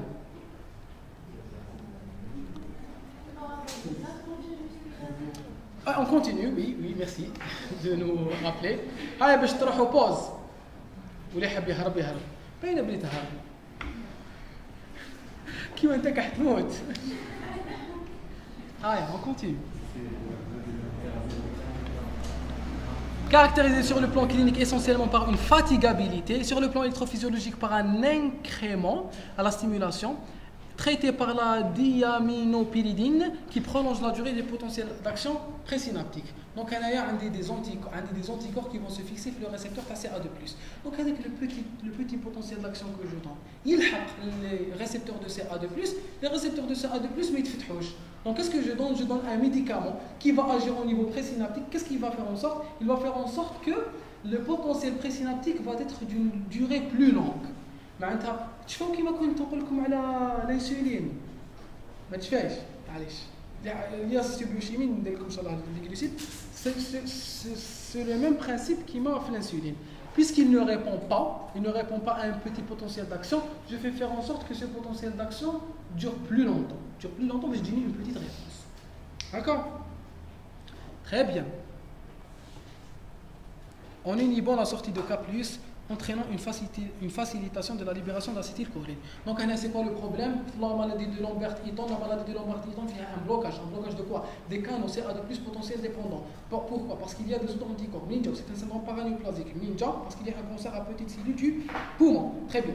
Des anticorps, ils font en sorte qu'il y ait un blocage au niveau de ces canaux. Le petit potentiel d'action qui arrive n'est pas suffisant pour les faire ouvrir. Je vais faire en sorte qu'il y ait un potentiel d'action qui dure plus longtemps. Pour pouvoir... Une utilisation des canaux, oui, un déblocage d'un petit nombre de canaux. Voilà. C'est clair pour la maladie de Lombardi-Eaton. Je vois le botulisme. Le botulisme, il dit qu'il تاكلوا الماكله ماشي مليحه في الصيف. طوماطيش. كاشير. شنو قال كاشير؟ يدير بوتيليزم؟ كاشير. Surtout, il n'y a pas de surveillance malheureusement en Algérie. Comment ça s'appelle? هذاك تاع بلاط سيتي دو بوتوليزم. البن مع السردين كيدخل. البن مع السردين. Non. Non. Bon, c'est une اسمه هذه, c'est un proverbe arabe, c'est pas une fois un proverbe, c'est هكا, c'est une citation arabe يقول لك لا تاكل سمكا وتشرب لبنا. Ce n'est pas démontré, يقولوا بلي دير البرص. Ce n'est pas démontré scientifiquement. Par contre, هذه la phrase لا تاكل سمكا وتشرب لبنا عندها 10 اوجه اعراب في اللغه العربيه. معناتها on peut في لاغرامير نقدروا نعربوها ب10 اعرابات على حسب الواو والحساب. تحبوا حوسوا عليهم اللي عنده الوقت. نقدروا نعربوها de 10 façons différentes. Le botulisme, Clostridium botulinum, la botulinum. C'est une bactérie anaérobie. Voilà, Clostridium. La famille de Clostridium contient un grand nombre de bactéries. Quel est le plus célèbre? هذا botulinum ou surtout tétani. يدير le tétanos. هاي. Il est lié à la consommation d'un animal contaminé par la toxine botulique, donc c'est une toxi-infection. On aura surtout les aliments conservés quand on ne respecte pas les règles d'hygiène. Malheureusement, il y a des vendeurs, des marchands, des alimentations générales, qui les aliments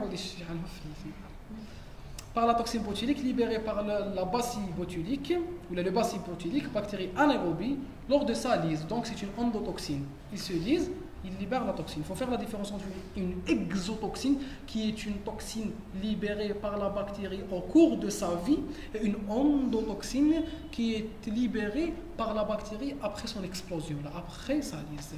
Très bien.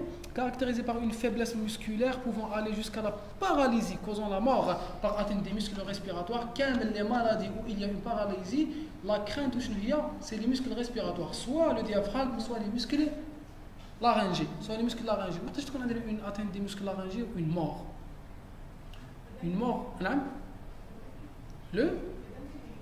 Le dème de Quink. Non, le dème de Quink, mais une paralysie, une obstruction.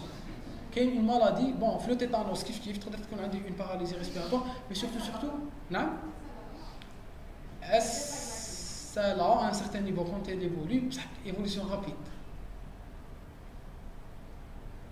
C'est une évolution phénoménale qui tue toujours. Qu'il y a une maladie, lorsqu'elle apparaît, qu'il y a 6 personnes qui font les comme là. Excellent. Oui, c'est la rage. La rage, quand les manifestations, les symptômes de la rage apparaissent, la maladie est irréversible et elle tue. Il y a 6 personnes, dans la littérature, c'est comme la rage. D'accord? Sinon, elle tue. Dès qu'il y a apparition des signes. Donc, il faut prévenir la rage. Comment on prévient la rage? Très important. Non. Avant, غير واحد تخبشو قطة ولا يخبشو كلب ولا ينسو كلب. واش يديروا؟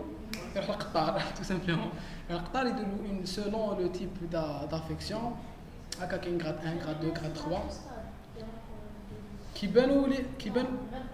Oui, voilà, c'est le bon point à la rage. La rage, elle est d'évolution très très très lente. Maintenant, il te griffe un chat ou là, ça reste plusieurs semaines, une ou 2 semaines, mais c'est nous les symptômes. Une fois les symptômes, ils vont d'accord? Donc il faut faire très attention. Les Algériens, ils aiment les chats ou ils aiment les chiens. Les chats, on ne prend pas un chat, on ne repousse tout simplement.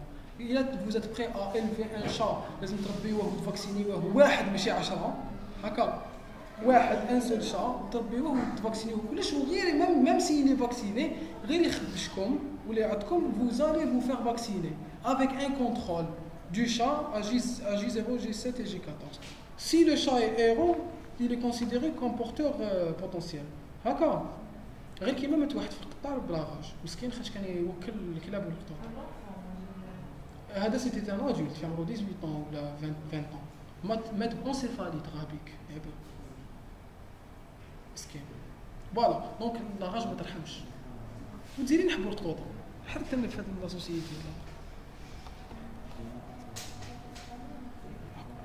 D'accord. Donc le diagnostic est affirmé par la mise en évidence de la toxine dans le sérum du patient, également dans l'aliment contaminé. Dans l'aliment contaminé, il faut recueillir il faut recueillir l'aliment, chercher s'il y a des cas similaires et déclarer la maladie.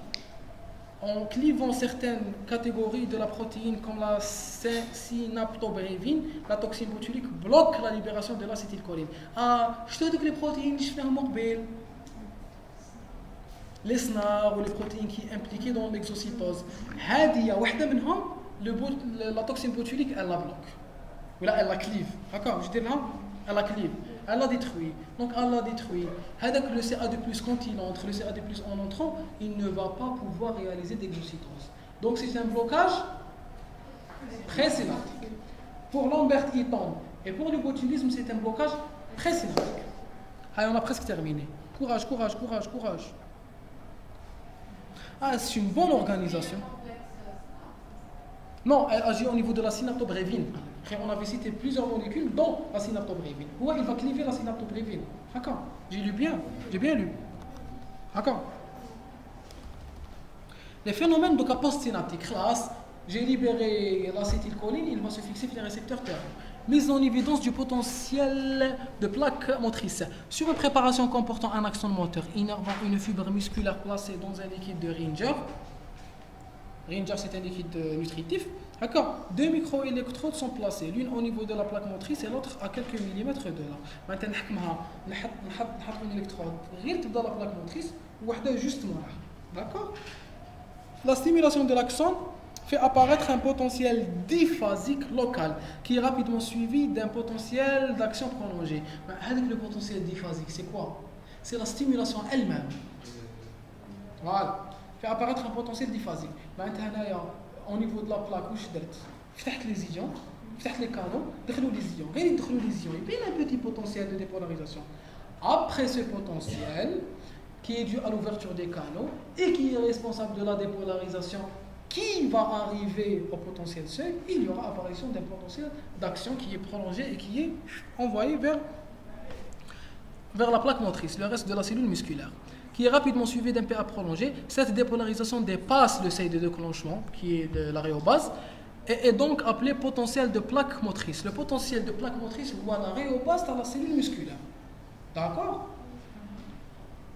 Caractéristique de la plaque musculaire, du potentiel de plaque musculaire. C'est un potentiel local. Amplitude décroît en s'éloignant de la plaque motrice.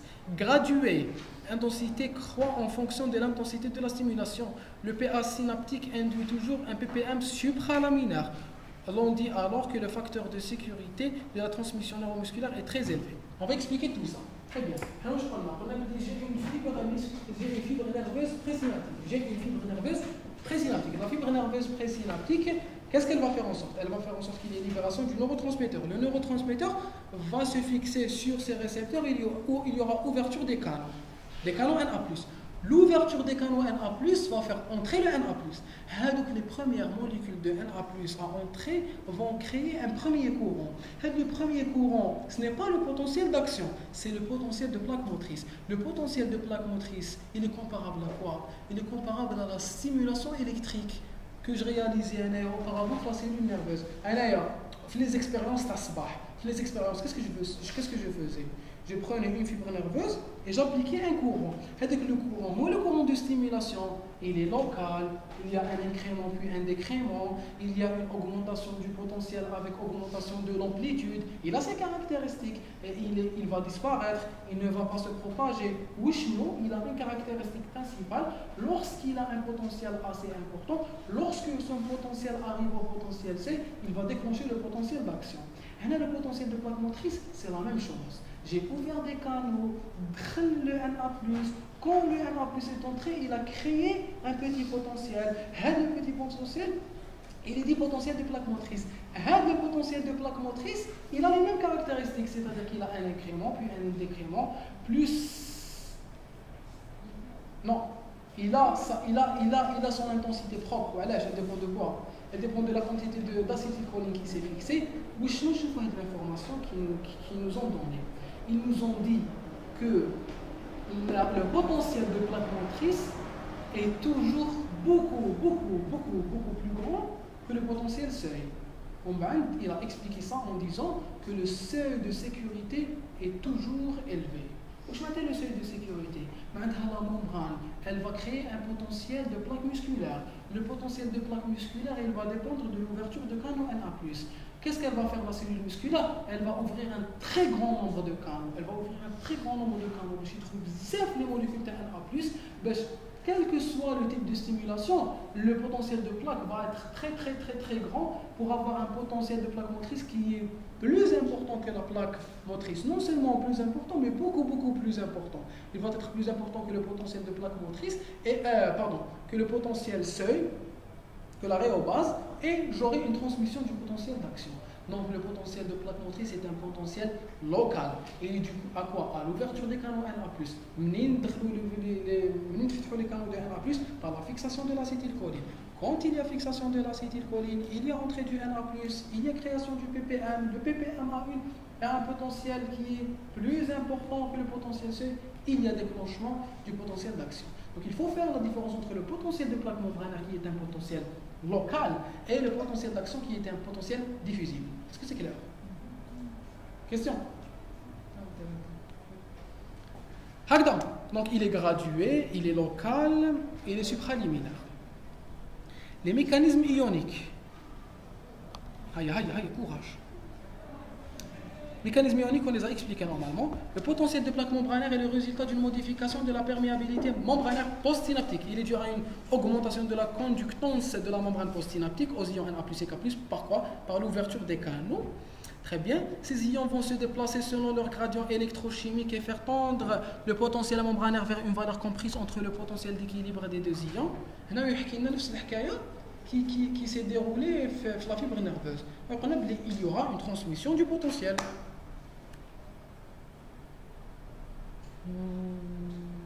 La dépolarisation résulte du fait qu'il y ait plus d'ions Na+, qui entrent que d'ions K+, qui sortent. Il y aura ouverture de canaux Na+, qui vont entrer, qui marquent la dépolarisation dans la cellule nerveuse. D'accord? Cet accroissement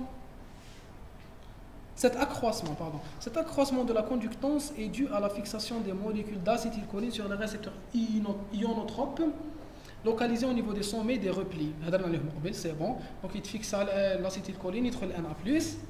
La fixation de l'acétylcholine sur le récepteur ouvre pendant un court instant un canal ligand dépendant très sélectif qui ne laisse passer que les ions Na+, et K+. Le récepteur de l'acétylcholine est appelé récepteur nicotinique du type musculaire. Il est bloqué de façon compétitive par le curare. La fixation de l'acétylcholine sur le récepteur ouvre pendant un court instant un canal ligand dépendant très sélectif qui ne laisse passer que انا كنت نقول لكم قبل برك يتفتحوا لي كانال Na+. هذا الكانال ما يخليش غير لي Na+ يدوزوا. Il laisse passer les Na+, et les K+.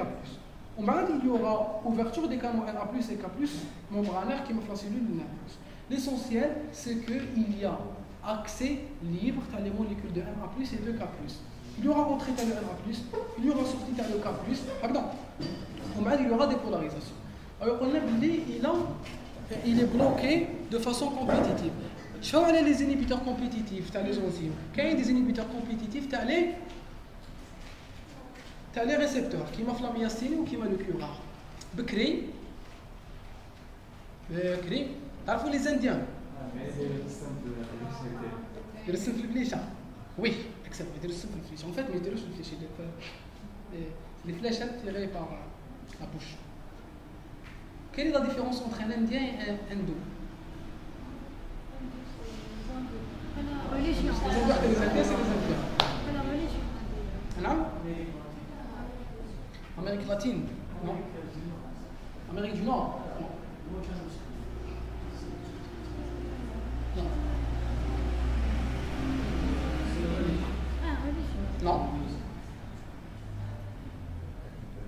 Hindou, c'est une nationalité, avant que ce soit une religion. Indien, c'est le peuple qui vivait en Amérique. هكذا بالك تقولوا الان هندو واحد عايش في الهند بالك تقولوا له انت توي ان انديان يقتل يزعل هكذا داكوغ ان هندو ما نقولوش لي زانديان اللي عايشين في الهند ما نعيطولهمش لي زانديان نعيطولهم لي زندو لي زانديان سي لي زانديان دامريك فوالا Oui, عيطوا les Indiens. عيطوا les Indiens rouges. La nationalité, c'est la nationalité indo. Mais c'est indienne. La nationalité indienne, elle n'existe pas. D'accord? D'accord. C'est une race différente. Race? C'est deux races. Pas de race. J'ai jamais parlé de race. Oui, c'est deux races différentes. La race n'existe pas entre les êtres humains. D'accord? Ethnique. Kif. C'est moche comment? Pour, c'est discriminatif. Oui. Haya. Sachant que certaines croyances sont basées sur le racisme. Hein, qui est mort. Les juifs. Voilà, qui met le judaïsme. Oui, il est basé sur le racisme. Qui trouve un israélite? Là, tu parles de quoi? Israélite. Non, du tout, non. Pas les sionistes, non. On peut être sioniste sans être israélien et israélite. Israélite, c'est une race, c'est une appartenance ethnique. Regarde. Israélien, c'est une nationalité. Juif, c'est une religion. Pour être juif, il faut être israélite. Et pour être israélite, il faut avoir la maman israélite. Il faut faire la...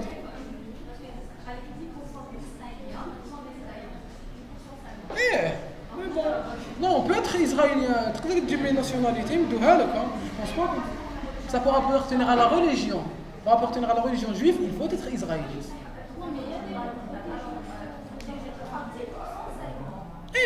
Oui. Les autres, c'est des osmos, c'est des Polonais, c'est des Lerahou Palestine. Mais bon, pour le salut. Pour l'instant, ils sont plus forts. Voilà.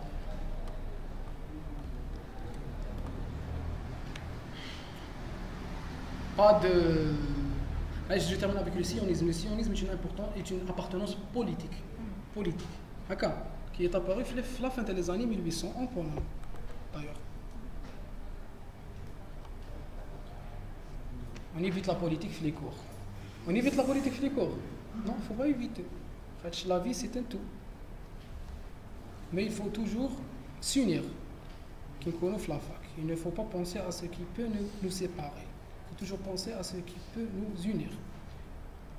Cet accroissement de la conductance, là, c'est dû à l'ouverture des canaux. Et donc, les canaux, ils vont laisser les ions N+ et K+ sortir. Courage. Ils vont laisser les ions N+ et K+ se déplacer. La fixation de l'acétylcholine sur le récepteur ouvre pendant là, c'est-à-dire qu'on a. Pourquoi il est dit récepteur nicotinique? Parce qu'il oui, parasympathique et il y a deux types de récepteurs acétylcholinergiques. Il y a les récepteurs nicotiniques et les récepteurs muscariniques. Ils ont une disposition différente. Le système parasympathique, il dépend de deux récepteurs. La cellule postganglionnaire, il y a deux types de ganglions. Il y a des ganglions très bien. Il y a des ganglions paraspinaux ou prespinaux. Bref, il y a le ganglion parasympathique ou il y a le ganglion ou il y a la liaison qui est entre la fibre postsynaptique et le viscère. Non, entre la cellule nerveuse et le viscère. Elle est muscarinique. Et au niveau du ganglion, elle est nicotinique. D'accord? Où les récepteurs nicotiniques, ils sont activés par quoi?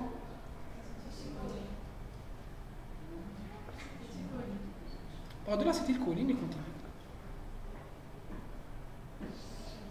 Je vais vous parler de ça plus tard. Le récepteur, la cellule nicotinique, elle est activée auparavant par quoi? Par de l'adrénaline. Par de l'adrénaline, un excès d'adrénaline peut donner des réponses parasympathiques. Je dois qu'il fait pharmac. Voilà. Et toi, vous le connaître. Même vous. Oui.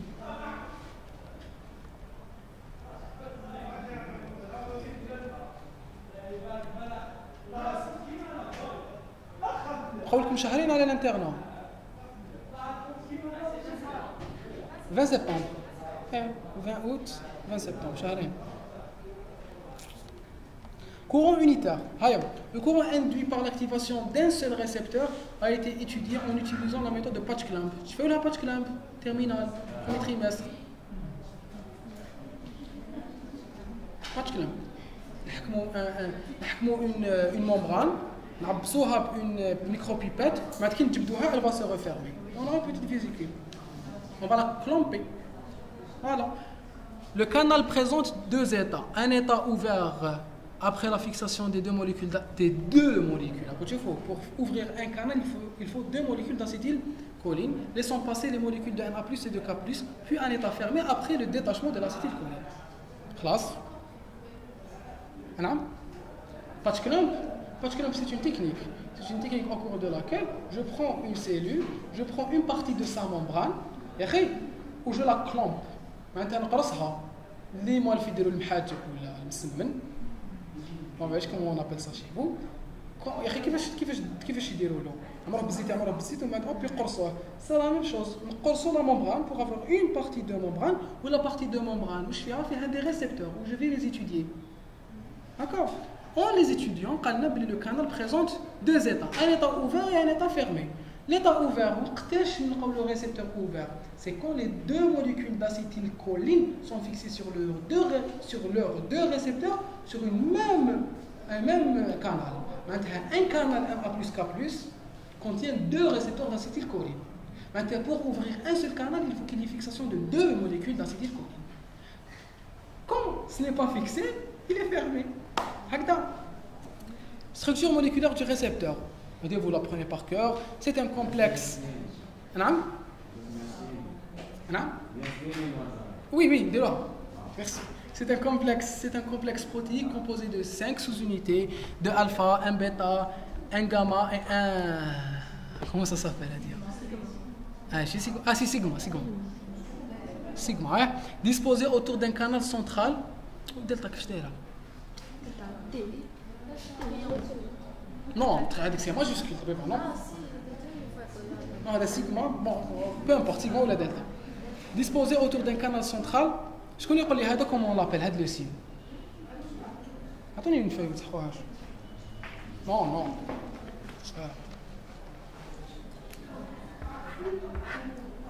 هذا خبوا فيه كي تخلص السيونس نقول لكم هذا كومون لابيل الضوء ما كنتش تشوفوه هذا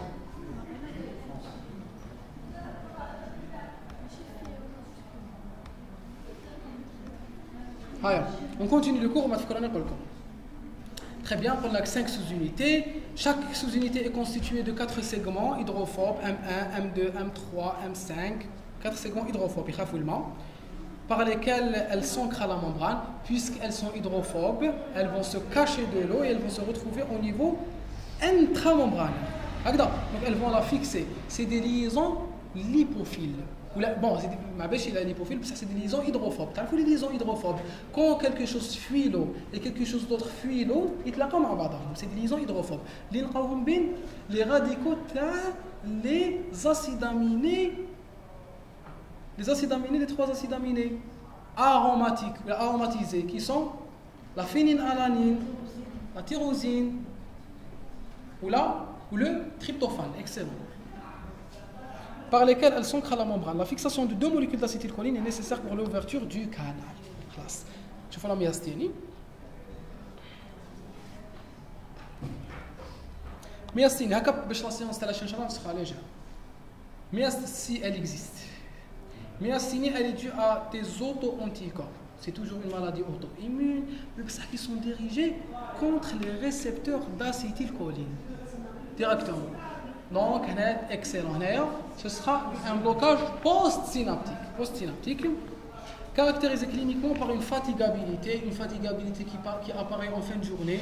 C'est cliniquement, généralement, une jeune fille il dit un ptosiste, en fin de journée. Mais ça commence à s'aggraver. Il y a une fatigabilité. Caractérisé cliniquement par une fatigabilité à l'OMG par un décrément. pas un blocage, pas un décrément à la stimulation répétitive à 3 Hz, diminution de l'amplitude du potentiel moteur induit par la stimulation électrique répétitive. On a après avoir stimulé par répétition le nerf, on va avoir un décrément. Elle est traitée par les inhibiteurs de l'acétylcholinestérase. Pourquoi? Parce que j'ai des inhibiteurs des anticorps. Les anticorps vont aller à la fente synaptique et ils vont se fixer sur le récepteur de l'acétylcholine. Donc qu'est-ce que je vais faire? Je vais combattre les anticorps. Comment? En augmentant la quantité d'acétylcholine disponible. Et comment j'augmente la quantité d'acétylcholine disponible? En inhibant l'acétylcholine estérase. J'inhibe l'acétylcholine estérase, elle ne va plus dégrader l'acétylcholine. L'acétylcholine va rester en concentration élevée au niveau de la fente synaptique et il va augmenter sa compétition avec les anticorps. Il va se fixer de plus en plus les récepteurs TAE. Il y aura ouverture des récepteurs, entrée du NA+, sortie du K+, et potentiel post-synaptique. Ça, pause.